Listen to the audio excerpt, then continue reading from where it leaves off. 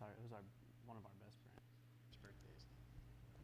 So we were like, we're gonna celebrate. We're at the pool until like 12 or 1 at least. It was like 1:30. It was like 1:30.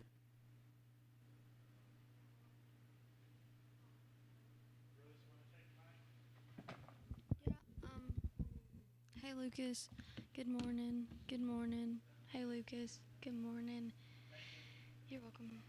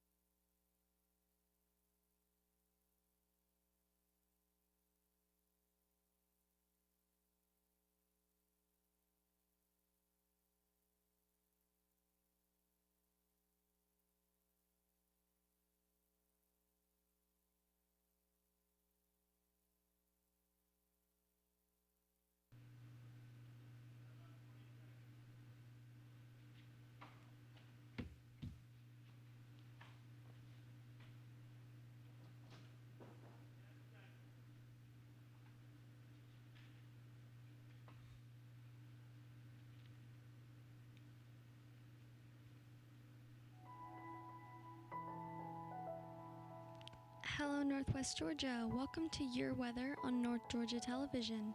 Today is going to be partly cloudy during the morning hours, will become overcast in the afternoon, continue very hot, high near 95 with an overnight low of 68.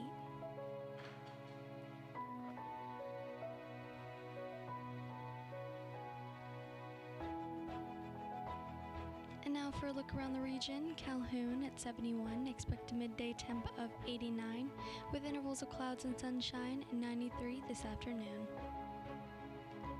Chatsworth 71, 88 midday, then 92 for your high with some clouds. Chickamauga at 72 this morning, expect a midday temp of 88, then 92 later in the afternoon. 70, warming up to 87 by noon, sunny and cloud mix, and then 91 for your high. Dalton, starting at 71 this morning, expect 89 at noon with mostly cloudy skies and a late afternoon high of 93. Fairmount, 71 this morning, rising to 89 by noon, and then 92 for your high with cloudy skies. Fort Oglethorpe at 72 this morning, 88 expected by midday, and up to 92 around 5. Lafayette had 73 this morning, up to 87 by midday with sunshine and clouds, and 91 is the expected afternoon high. Ringgold, 71 this morning, expected noon temp of 88, then up to 91 late this afternoon. And now for your 7-day forecast. Tuesday, sunny skies with highs around 94 and overnight lows at 67. Wednesday, mostly sunny despite a few clouds from time to time. High of 95, overnight low of 69. Thursday, cloudy skies early then partly cloudy. Stray showers or thunderstorms possible. High near 93 and low at 64. Friday, thunderstorms in the morning with an overall high of 89, winds light and variable, overnight generally fair, and low of 61. Saturday, sunshine and cloud mix, high of 91. Sunday, cloudy in the morning, high of 93. And next Monday, clouds and thunderstorms throughout the day with a high of 92. Cloudy in the evening. And that is your weather forecast. Whatever the weather, North Georgia Television hopes you have a blessed and beautiful day.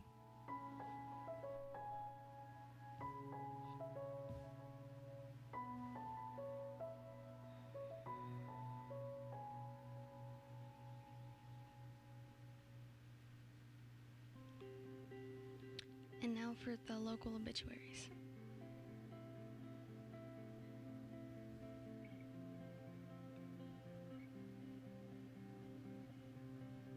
Coach Jerry Robert Jones, age 75. Jerry Jones of Ringgold went home to be with the Lord Wednesday, May 22nd. Funeral services will be held 6 p.m. Tuesday, May 28th at Ringgold United Methodist Church. The family will receive friends 2 to 6 p.m. Tuesday at the church. Arrangements by Heritage Funeral Home and Crematory.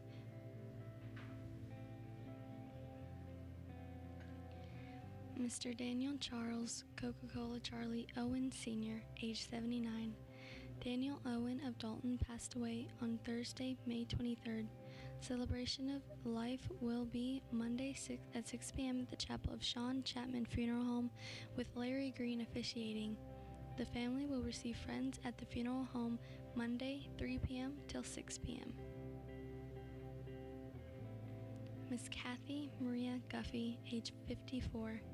Kathy Guffey of Dalton, Georgia departed this life Saturday, May 25th at her residence. Service will be held Wednesday, May 29th at 6 p.m. at the 11th Avenue Baptist Church with Reverend Bruce Beach and Reverend Robert Beavers officiating. The family will receive friends at the church on Tuesday at 5 p.m. until 8 p.m. Interment will be at the United Memorial Gardens. Arrangements by Ponders Melrose Chapel, Dalton, Georgia. Miss Eugenia Ann Bedford Glover, age 58. Eugenia Glover of Chattanooga, Tennessee, passed away on Friday, May 24th. Funeral service will be held on Thursday, May 30th at 12 p.m. noon at New Salmon Baptist Church, Rossville, Georgia, with Pastor Andre Sharp and other ministers officiating. Arrangements by Willis Funeral Home, Dalton, Georgia. Margaret Partion, age 69. Margaret of Chatsworth, Georgia, passed away Saturday, May 25th. A funeral service will be held at 3 p.m. Tuesday, May 28th at the Church of God of the Union Assembly in Chatsworth with Pastor Jason Bell officiating. Interment will follow at the church's cemetery. The family will receive friends for visitation from 5 to 8 p.m. Monday evening at the funeral home, and she will lay the state of the church for 1 hour prior to the service on Tuesday. Mr. Randall Patrick Green. Randall Green of Chatsworth passed away on May 23rd at his residence. A memorial service will be held on Thursday, May 30th at the First United Methodist Church of Chatsworth with Al Shrugs officiating. The family will receive friends at the church at 12 noon till the funeral hour. Arrangements by Sean Chapman Funeral Home in Chatsworth. Dorothy Boonsey Hayes Fullman, age 86. Dorothy passed away on May 22nd. A celebration of her life will be held at First Presbyterian Church on Wednesday, May 29th, with John Queen officiating. The family will receive friends 1 hour before the service at the church. Interment will be at the Chattanooga National Cemetery. Clifford Robert Bobby Hodges, age 76. Clifford Hodges, a resident of Cleveland, Tennessee, and formerly Fort Oglethorpe, Georgia, passed away Thursday, May 23rd at his home. He served in the 196th Artillery in the Gulf War in Kuwait. Funeral services will be held Sunday in the funeral home chapel with Dr. Keith McLeod officiating, and a military burial will follow on Tuesday. Anne Jean Hardy Price, age 82. Anne Price of Flintstone passed away Friday, May 24th. A memorial service will be held at 1 p.m. Friday, May 31st at the Fort Oglethorpe Chapel of Wilson and Sons Funeral Home. Interment will follow at the Chattanooga National Cemetery. Phyllis Ann McLeod Lively. Phyllis Lively of Rossville, Georgia, passed away Friday, May 24th. Visitation will be from 9 a.m. until the funeral time Tuesday at the funeral home.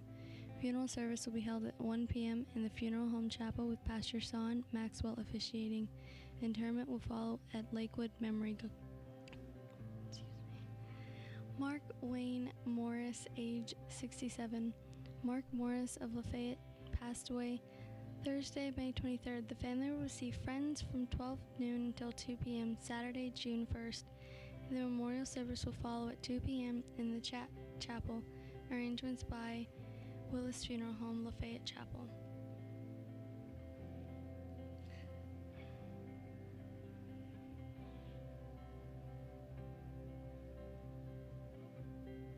Miss Charlene Porter Smith, age 57.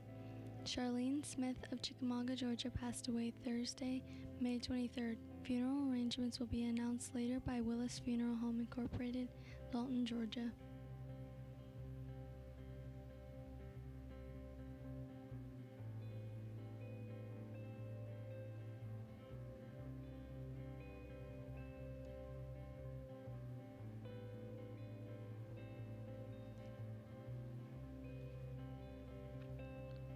And those are your obituaries. Stay tuned for your local news.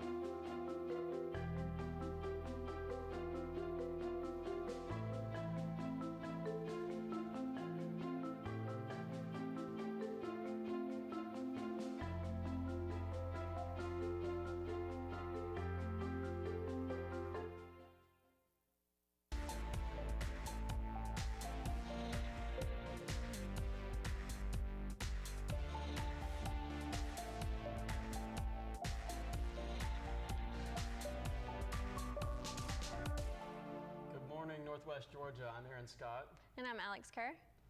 We're your news covering Whitfield, Murray, Gordon, Walker, and Catoosa counties. Thank you for joining us. Coming up in the news, Governor Kemp tries to tamp down fallout in TV film industry. DPD looking for runaway teen. Amendments to protect seniors, veterans, and children pass. Body found in Catoosa County on Saturday. Walker County needs help in church theft. Census says small towns continue to shrink, and upcoming events around the area. Governor Brian Kemp toured Atlanta movie facilities last Wednesday to show his support for an industry facing the fallout over his decision to sign Georgia's anti-abortion heartbeat measure into law. The damage, though, may just be the beginning. According to a report by the Atlanta Journal, several Hollywood figures announced last week that they're pulling TV and film productions that were originally set to shoot here. And more actors, directors, and producers announced they would not do business in Georgia if the stiff new restrictions take effect. The blowback was evidenced by not just the high-profile celebrities who posted their disdain for the law on social media, but also by the projects that bolted more quietly. Chris Bagwell, who runs EUE Screen Gems in Atlanta, said he recently lost a Netflix movie that would have brought about 300 jobs. The passage of this law threatens to destroy a significant portion of 11 years of goodwill between Georgia and the national film and television production industry, said Bagwell, who also heads the Georgia Studio and Infrastructure Alliance.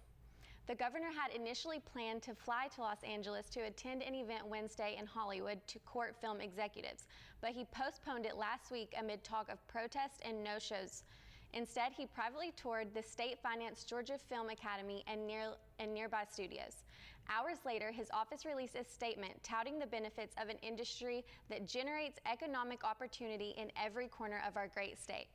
The pressure on the industry has mounted after Kemp signed House Bill 481 into law earlier this month at a ceremony surrounded by anti-abortion advocates.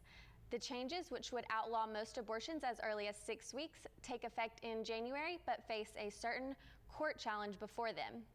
Kemp has long said he signed the measure to uphold a campaign promise and stand for Georgia values, but he took a more confrontational tone over the weekend when he mocked Hollywood personalities who have vowed to boycott Georgia over the law. "We are the party of freedom and opportunity," Kemp said at the Georgia GOP convention in Savannah. "We value and protect innocent life, even though that makes C-list celebrities squawk." Georgia film boosters worry the blowback could threaten the state's perch as the nation's third biggest state for movie and TV productions. Behind only California and New York, in 2008, the state passed generous legislation that allows film companies to earn tax credits for up to 30% of what they spend here. In fiscal year 2018, Georgia hosted 455 qualified film and TV shows, generating $2.7 billion in direct spending. While other states capped their tax credits, Georgia's unlimited. As a result, the state doled out more tax credits last year than any other state by a wide margin of $800 million. The magnetic lure of those incentives has led studios to invest in a network of infrastructure across metro Atlanta, including lighting stages, sprawling sets, and editing bays. The state has chipped in, too, with a film academy that trains hundreds of students for jobs in fields such as lighting, post-production, and editing.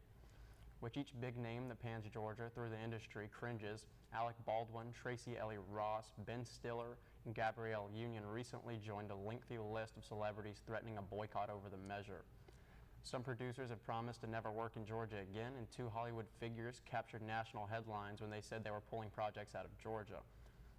Director Reed Monroe scrapped plans to shoot her new Amazon studio show, The Power in Savannah, because she told Time magazine there was no way we would ever bring our money to that state by shooting there. And Kristen Wiig said her upcoming Lionsgate comedy will no longer film in Georgia for the same reason. Georgia film boosters suddenly on the defensive are highlighting the decisions of several celebrities, including J.J. Abrams, Ron Howard, and Jordan Peele, to stay in Georgia but donate fees to opponents of the law. And a stay and fight movement has pushed celebrities to think twice about their boycott threats, warning that leaving Georgia will devastate the tens of thousands of people who work as crew members, catering staff, or other support roles for the pricey productions that film in the state. "It's so maddening. I don't understand why folks think that uprooting an industry that employs tens of thousands of people here will possibly help women in Georgia," said State Representative Terry Anulewicz, a Smyrna Democrat who opposed the law.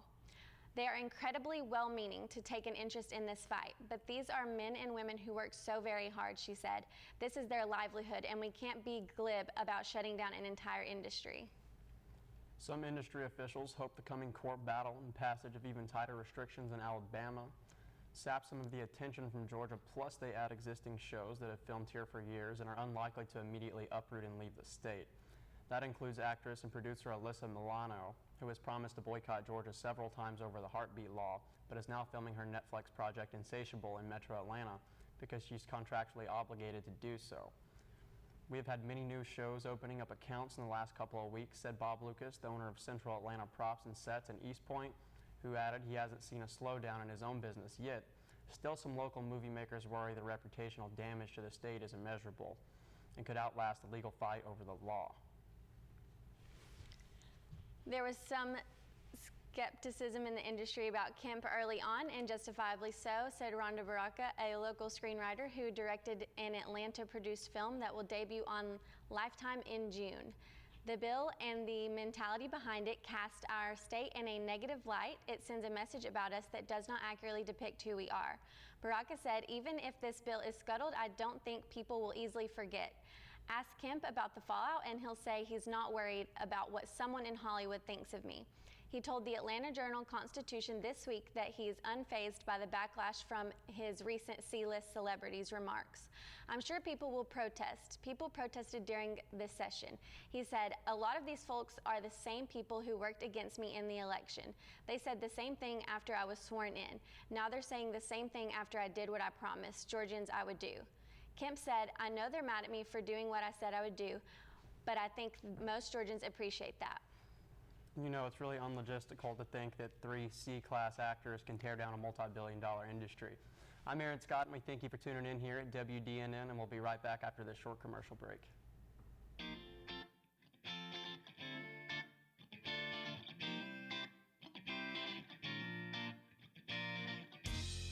Hi, Hi, I'm Judy Elliott, inviting you to join me on Lifestyles for Women show on WDNN TV.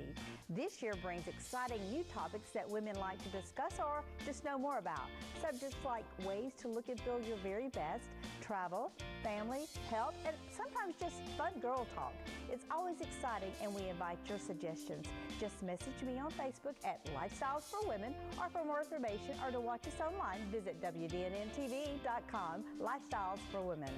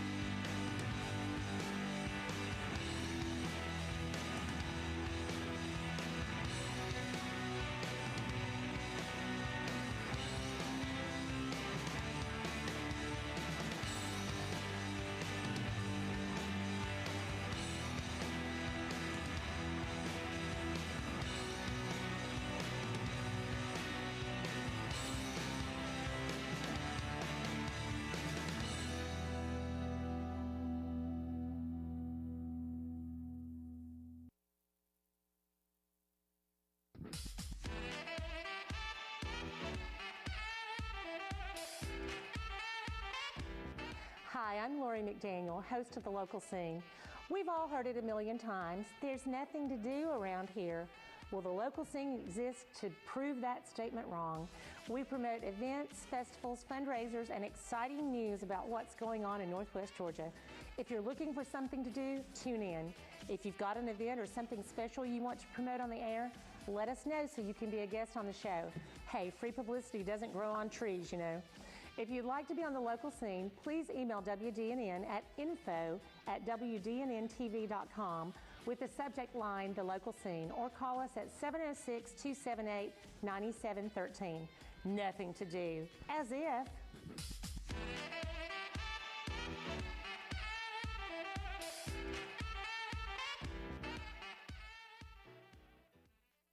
Precision Chemical and Paper Supply is locally owned and operated by Damon Duckett, serving our community for 40-plus years. We can supply all your away-from-home needs. Business-to-business products include janitorial, food and beverage, facilities and ground, office products, and packaging. Located at 101 Bryant Avenue in Dalton. Give Precision Chemical and Paper Supply a call today at 706-226-8795 or visit them on their website at precisionchemicalandpaper.com.